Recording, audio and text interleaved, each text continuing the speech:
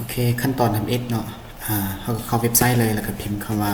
ดาวน์โหลด Windows 11เนาะแล้วก็ติ๊กเข้าไปติ๊กเข้าไปใหม่เนาะโอเคหลังจากนั้นก็ติ๊กคำว่า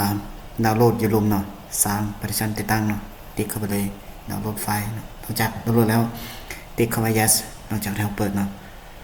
แล้วก็กดเข้ามา accept เนาะแล้วก็เลือกตัวนี้มันเขาจะมาเลือกตัวประเภทเนาะแล้วก็ติ๊กเข้ามา USB เนาะแล้วก็ติ๊กเข้าไปเลยเลือกแฟลชไดรฟ์ที่เราต้องการเนาะแล้วก็ติ๊กเข้ามา next เรียบร้อยเนาะโอเคหลังจากนั้นก็กด restart เครื่องเนาะถ้ามีแต่กด F2 เนาะกดปุ่มเดียวหรือว่าF2 เนาะคอมแต่ละรุ่นมันจะบ่คือกันเพราะว่าแต่ละรุ่นแต่ละประเภทก็บ่คือกันเนาะโอเคมีแต่เลือก boot เนาะหลังจากนั้นก็มาเลือกบนUSB flash drive เนาะเลือกเป็น USB เนาะโอเค enter หลังจากนั้นกด F10 enter เนาะแล้วก็เครื่องจะบูตเข้าไปเลยหลังจากนั้นก็มีแต่ท่าเลยแล้วก็ Windows บูตเข้าเครื่องเนาะหลังจากนั้นก็เลือกเป็นภาษาเนาะเลือกเป็นภาษาไทยหรือภาษาอังกฤษก็ได้เนาะแล้วแต่เราแล้วก็กด next โอเคกด install now โอเคตัวนี้มันถามหาคีย์เนาะกรณีเราบ่มีคีย์เราก็สามารถกด I don't have any key เนาะ I don't have product key หลังจากนั้นเราก็มาเลือกประเภทของ Windows เนาะเลือกเป็น Windows อย่างก็ได้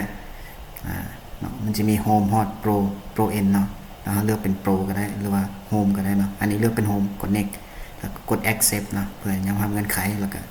แล้วก็เลือกตัว Custom เนาะในรุมสุดแล้วเลือกช่องที่เราสิลงเนาะเป็นช่อง D ช่อง C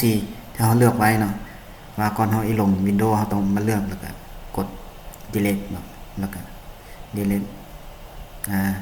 ว่าเราสิใช้ช่องใดเพราะว่าทุกครั้งก่อนให้เราลง Windows เราต้องจื่อว่าช่องใดเป็นช่อง C ตัวนั้นเป็นช่อง D กรณีตัวนี้มันเราสิเลือกเป็นช่องเดียวเลยเพราะว่าเรา format ข้อมูลเราเอาแล้วเนาะเราสิเลือกเป็นสิ format ทุกอย่างเลยเนาะคือ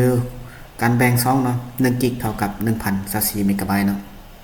แล้วเราสิเอาจากกิกเขาก็คูณเนาะคือตัวอย่างเอา100 กิกเอามา100มาคูณ 1024 เนาะแล้วก็ออกแล้วก็สามารถติดตั้งคลิกตัวที่เราสิใช้แล้วก็คลิก next แล้วมันก็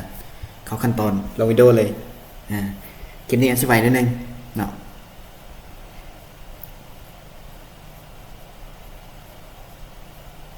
ขั้นตอนนี้มีแต่ท่าเลยเนาะโอเคฮอตขั้นตอนนี้มีแต่กด next เนาะกด next แล้วก็เลือกภาษา next เป็น US เนาะแล้วก็ accept เนาะแล้วก็ตัวนี้เลือกเป็นภาษาเนาะแล้วก็กด next เลือกเป็นไทยเนาะถ้าว่าอยากลงเป็นของคนไทยเนาะอันนี้เป็นซื้อเนาะใส่ซื้ออย่างก็ได้แล้วแต่เรากำหนดโอเคกด next แล้วก็ตัวนี้ก็คือกันเนาะต้องเลือกอย่างไรปิดให้ตามขั้นตอนนี้เลยปิดเนาะปิดแล้วก็ accept เนาะแล้วก็มีแต่ท่าแล้วก็ไกลแล้วเนาะอีกหน่อยนึงก็แล้วเนาะโอเคเรียบร้อย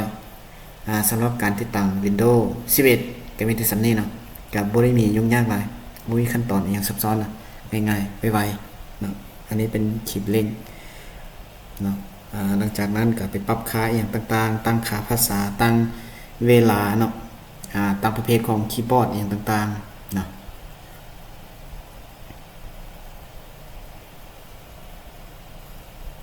ตัวนี้มันเปลี่ยนคีย์ว่าเฮาใส่ตัวไหนเปลี่ยนปุ่มภาษาเนาะจะเป็นตั